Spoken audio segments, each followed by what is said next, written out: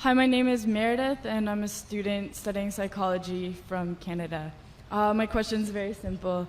How can you say that men and women, that there's no sexism when the very setup of this conference is sexist? For example, the men are seated in front of the women. Can you repeat the question a bit slowly, sister? Yes. Why is it that the men are seated in front of the women? The very structure of this conference is sexist. Why is that? MashaAllah, sister, that's a very good question. That why aren't the women seated in front? No, why are we not, if you're going to separate us, how come we're not left to the right?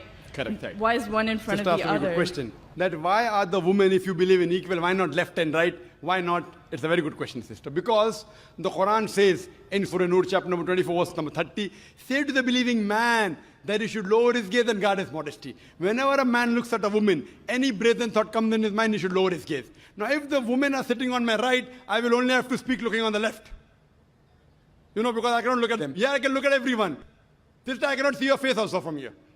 You may look at my direction. If you want to see me close, you can see on the screen there, no problem. But for me, the Quran says, the moment I look at a woman, I should lower my gaze. Unless she's my wife, or she's my mother, she's my daughter.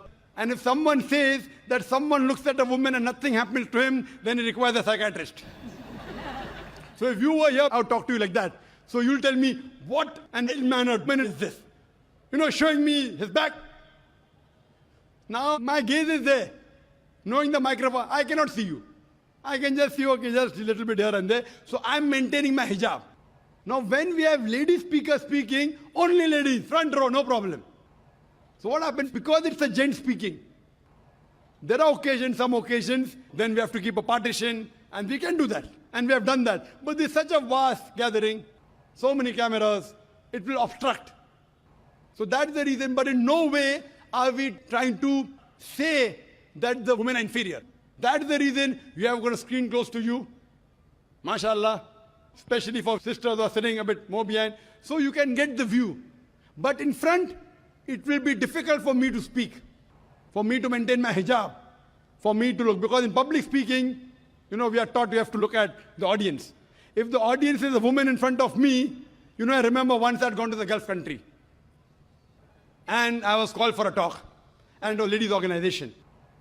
I always say that at least the front row should be gent, you know. But they didn't do it.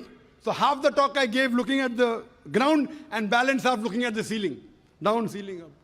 Believe me, I was in hell. Not because I was in company of ladies.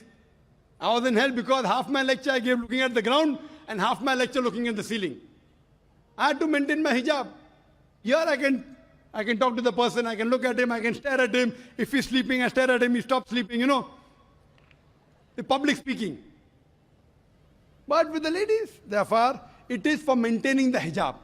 So that's the reason, sister, it is not at all in any way trying to belittle them. And the reason we have given you one microphone instead of two, because we feel that the proportion is approximately 1/3, 2/3. That's the reason. But the moment last time when there were more ladies, we gave equal proportion. Hope that answers the question, sister.